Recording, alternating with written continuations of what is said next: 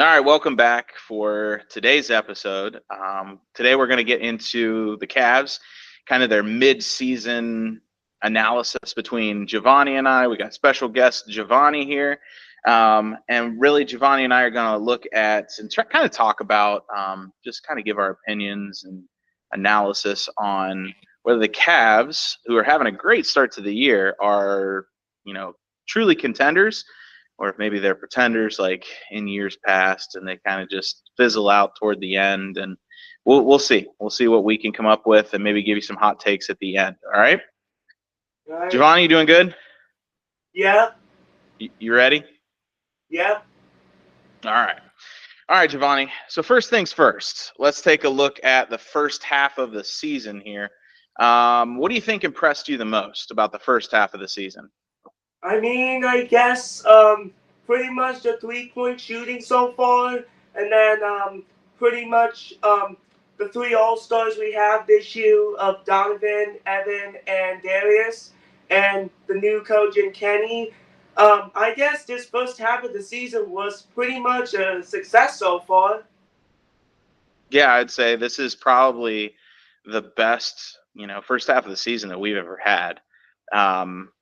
Even going back, we've mentioned it before, going back to the LeBron teams, I don't even think we've had that, this good of a run to start the season. There have been a couple teams that have been comparable, but nobody that's really stuck out quite like this team. I think this team's definitely got a different dynamic. I think that they play better as a team than just leaning on one guy. And as I was looking over some of the stats, I think that's really evident. I mean, and we'll kind of talk about that here in a second. I'll see what you think about some things, but right now we're 44-10. We're first place in the East going into the break. Big win over the Raptors. And what do you think? Did you watch the game last night? Yeah, I did. What did you think about the ending? Pretty much wild. Yeah, how do you feel about some garbage time dunks on another team? I was in shock. My dad was like ready to go to bed until I saw that fight, and I said, "Whoa, what do we got here?" At the end of the Yeah, game. that's one of those things that's it's an unwritten rule of basketball, right? So at the end of the game, if you have a chance to just dribble it out and kill the clock and just let the game end and handshake at the end, but Tristan Thompson, maybe he feels like he hasn't touched the ball enough yet this year, so he decided he was going to go showtime, huh? Yeah. I'm kind of on the same side as the Raptors there. I would have been too happy about that. But yeah, so in my opinion, we're talking about the first half of the season and some of the things that just kind of stood out. You gotta mention that 15-game winning streak to start the season. I mean, that was just really impressive. Setting some records, and then you look at on top of that, you look at the teams that are probably going to be the contenders, and you got Boston, the Knicks, Pacers, the Bucks, and that's in the East. And then you go over to the West, and you got the Nuggets and the Lakers and Oklahoma City, and Cavs. Cavs have stood toe to toe with each of them, and all of them are relatively healthy. There's no team that's missing their superstar. So, based on those first half wins, what do you think? Do you think that is this the NBA that nobody really starts playing until April? Or do you think those were legit wins that we can compete with those teams? I would go with the second one. I think we could face either the Bucks, the Pacers, or even the Celtics in the playoffs. We just gotta play better than last season if we have to play the Celtics again in the playoffs. Sure. Yeah. No, I get that. Um, I would definitely say the Celtics are the measuring mark, right? Like they're, even though we're ahead of them right now, I just feel like they're special. What they have is special. They've got a great player in Tatum and Brown, and they've got a good team around them and a great coach. And I just think that, that regardless of their record going in, if they're the 1 or the 2 seed, that they're going to be able to do something special, to make a run, just like last year. Okay. All right. So that brings us kind of to the competition. Let's talk about the East. Okay. How do you feel about where we stand right now? Do you think being in first place is good, or run up the? I was in shock. I wasn't really in shock. While we got first place, I thought the Celtics were gonna continue with the first place at the start of the season until we just skyrocketed up to first place. So I guess I'm comfortable with being in first place. We just gotta hang out in the second half of the season, then we'll be fine. Yeah, I agree. I think that we've built a really commanding lead, and I think that might work out in our favor. At first I was like, it doesn't really matter. Just make the playoffs. Don't be playing for one of those play-in games or anything like that, where something or anything could go wrong. Where we've been maybe 2 years ago, but now we're looking at getting a first-round seed, playing one of those play-in teams, and really getting the position that we want going into the Eastern Conference Finals. And I think that if we can get to the Eastern Conference Finals and be healthy, you get up against a team like Boston or even the Knicks, like we played last year. I would love for the Knicks and Boston to beat up on each other before they come play us, right? If we end up playing, let's say the Bucks, and they did officially trade Middleton, right? Yeah. Yeah, so they're good, but they're definitely trying to find their identity too. So I just think that we're a little bit ahead of them. They have a better overall player and Giannis, but I think that they might not have the role players like we do. Or the depth. So yeah. So Boston's definitely the team I'm worried about. I was watching the Knicks the other day. I really think they're pretty good. They made a couple nice moves in the offseason, and they were the team that gave us a lot of trouble last year. So, what do you think, Boston? Yeah, probably Boston. Boston. Yeah, if I had to pick 2 teams in the Eastern Conference, I'd say us and Boston right now are probably the 2 likely candidates. So, all right, players to watch. So with this section or the segment of the episode, I want to talk a little bit about the guys, and you might know a lot more than I do. I know you kind of follow them a lot closer. So, how do you feel about? I mean, we all know Donovan Mitchell. Donovan Mitchell is the heartbeat of the team. He's the leading scorer. He's the facilitator. You need a guy in crunch time. You got Donovan Mitchell. Last year, Donovan Mitchell, I don't want to say he let us down, because I think there were a couple different injuries that, you get to that Boston game and, we don't have Jared Allen, and then Mitchell's hurt in game 2 and 3, and it's basically a wash at that point. So without mentioning Mitchell, how do you feel about the other guy? Who are the other guys that have to step up? I would say probably Isaac Okoro. Probably. That's a good one. Yeah, so I was looking over some stats, and Niang and who was the other one that we traded? LeVert. Yeah, Caris LeVert. So those 2 were our 6th and 7th scorers. Yeah. And getting rid of them, I think Okoro has to step up big time. I agree with you there. Outside of Jarrett and Mobley, we don't have very much size. So as soon as, if Allen gets into foul trouble or Mobley gets into foul trouble, we could be in pretty big trouble running against a bigger team. If we play against like Cat, in New York, Karl Anthony Towns or stuff like that. You know, we need that length in the paint. So, yeah, I agree with you. Okoro is a big one. I think he's definitely going to have to step up. Yeah. Anybody else? I mean, not. I mean, I think that's it, except maybe Max Strus. I mean, he's been he was a little bit worse in the couple first half games of the season, but now he's like back to being normal. So I guess Max Strus maybe. Yeah, no, I agree with Max Strus as well. He's that other bench guy that we're definitely going to have to lean on. Because I mean, after our well, up until this point, and we'll kind of get to where I'm going with this, but up until this point, you have your starting four.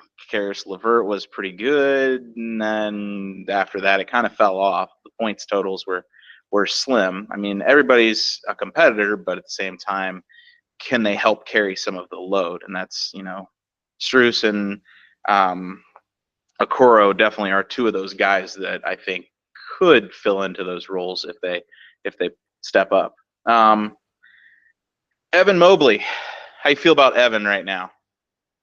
Man, this is probably the best year I ever saw Evan Mobley so far in his career. I mean, he is having his career year so far in his first ever All-Star, and he's even going to the skills competition with Donovan too. So Yeah. I would say his season so far is amazing. Yeah. I looked up he in my opinion, I know I kind of mentioned that Donovan Mitchell's the heartbeat of the team. I thought that Evan Mobley is the X factor. Now, he's not even the second leading scorer on the team. Darius Garland's the second leading scorer on the team, but when I say X factor, I mean the guy who, if we were to lose one player, I think Evan Mobley would be more of like a punishment than anyone else, because he is so efficient at what he does. He's up there at the top in rebounding. He's up there at the top in blocking. He's up there in the top of points. He has a hand in everything, and so he's the most essential player on that team, in my opinion. Yeah, like I said, Garland, Allen, they're crucial. They are what the guys that you need on a team to make a playoff run or to win 44 games before the All-Star break. Those are the guys, you know, that you get these teams that have all-star, superstar players, but it's just that guy or a couple of guys. You get 4 guys, 5 guys. Now you're talking about, hey, can we make a run? And so that's where I think that this might be the year. This might be the one where, you know, you hate to say it because we're only used to the Cavs with LeBron, right? So I definitely think that Garland and Allen, they could, as long as they're healthy, man, they could be huge for us. All right, so the next one, DeAndre Hunter. We go out, we make a move, we lose 2 of our guys, you know, clutch, you know, crucial parts of our team. However, what we picked up was a former 4th overall pick and a team that's struggling in Atlanta. So they were looking to make a move to clear some cap space. And you know, I was kind of looking at it. DeAndre Hunter is averaging 18 and a half points a game. He's 58% three-point shooter. He is what we're missing, in my opinion. They made a great move in going out and getting this guy. One of the weakest areas for the Cavs and throughout has been their three-point shooting. You have Donovan Mitchell, great three-point shooter. You have Darius Garland. He's a good three-point shooter. But after that, we don't really have anybody. Evan Mobley has started to shoot a little bit better, but he's just not a three-point shooting threat per se. You know, you're not going to have to double team or go over screens with him. This guy stretches the floor.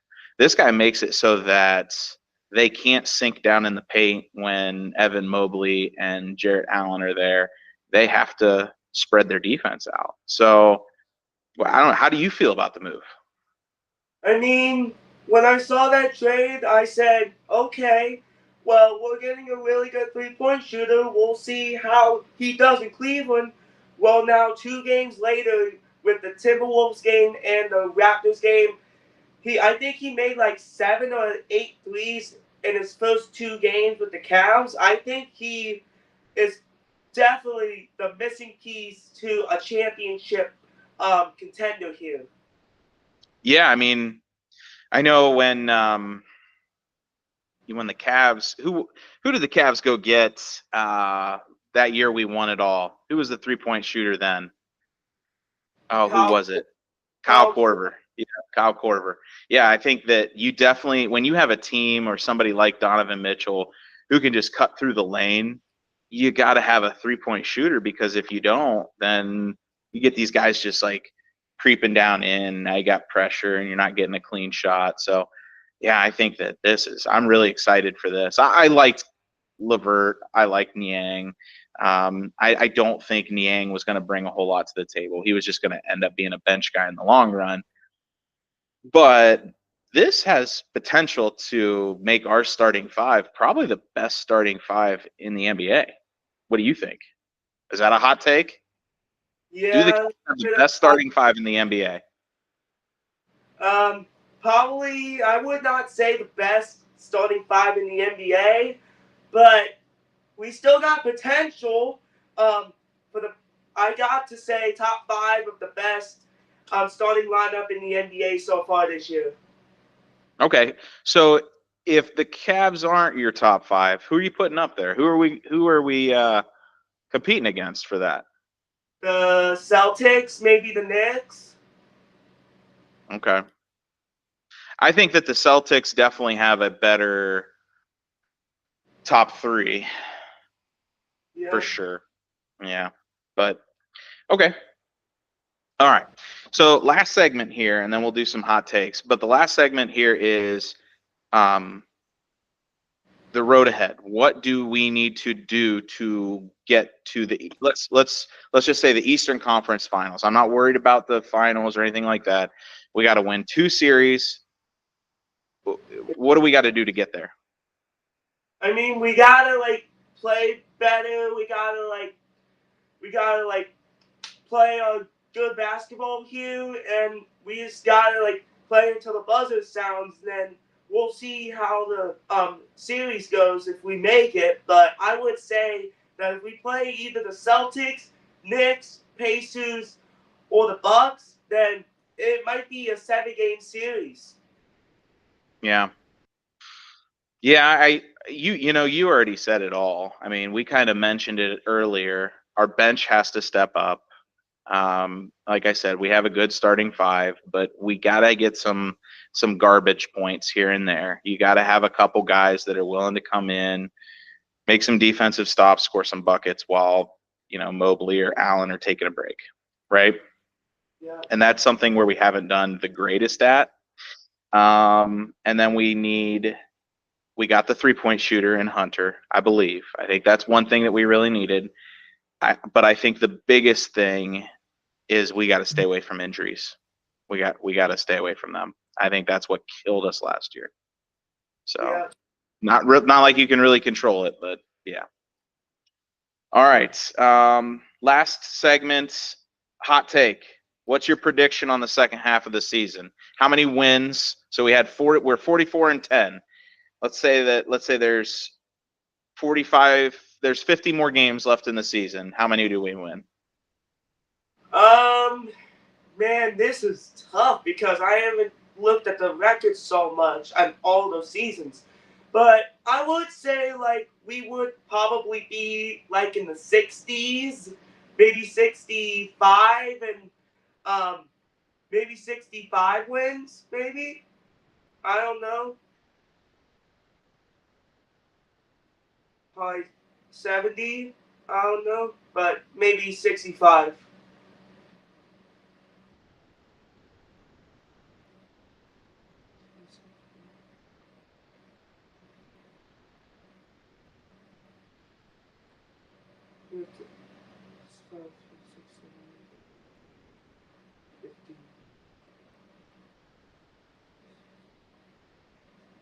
But Yeah, I would say. I would say 62-10, probably.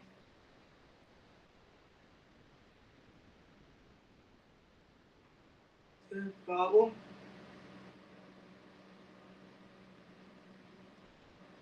Is there no problem here?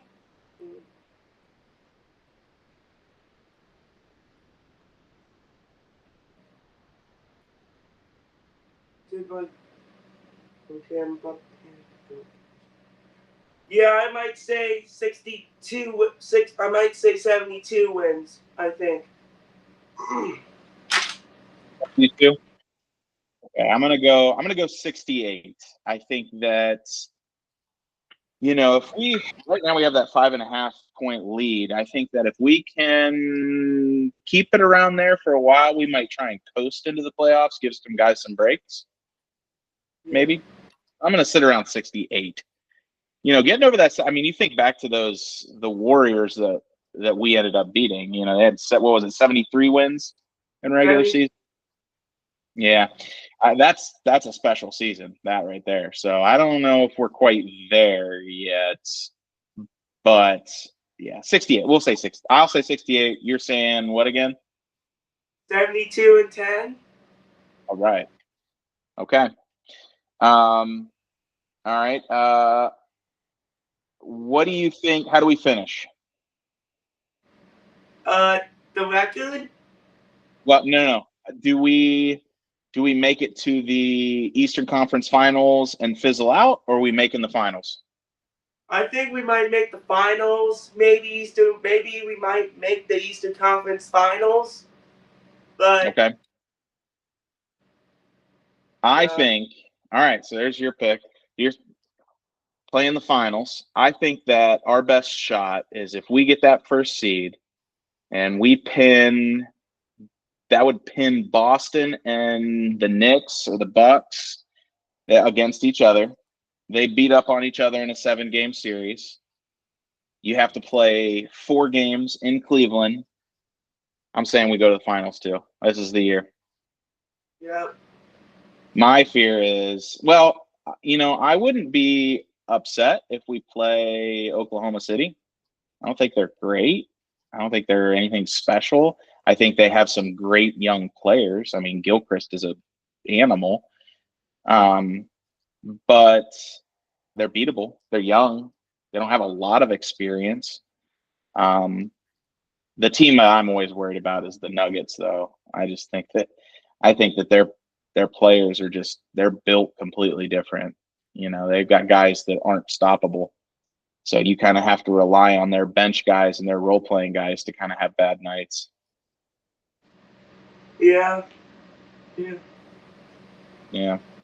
Well, all right, Giovanni. Any last thoughts before we sign off? I'm really surprised that Luka Doncic was really traded. Non-Cavs talk here. I'm really surprised Luka got traded. That was a weird trade. That was weird. I think that there was some shady stuff going on there. I think that something's going on in the Mavs camp. Yeah. For sure. I mean, you don't give up literally your future that easily. Yeah, you can't. You can't. I'd be like when LeBron was 25, us trading him for Dwight Howard. That's basically what that trade was like. Seriously, that's what it was. So that was weird. Yeah. Let's see what else. Non-Cavs talk. Well, I guess it's kind of Cavs talk. Who's gonna win the All-Star MVP? I might say. My goodness. Maybe. Give it a second. Think about it. Shai. Who? Shai Gilgeous-Alexander. Okay. I'm gonna say. Where is the All-Star game this year? Golden State. Oh my goodness. I'm gonna say it's going to Curry. He's gonna hit He's gonna hit 10 threes. Yeah. Yeah. Yeah, Golden State in front of the fans. They'll stage it. It's fixed. Yeah, they might. It'd be pretty awesome if like Donovan could get it, but I don't know. He's probably coming off the bench, isn't he? No, he's a starter. He's a starter. Okay. Yeah. All right. All right, Giovanni. I appreciate you coming on again, and hopefully all our predictions and thoughts come true because a Cavs final would be amazing. That'd be fun to watch in April and May. So, all right, man. Take care. We'll see ya. Thank you very much.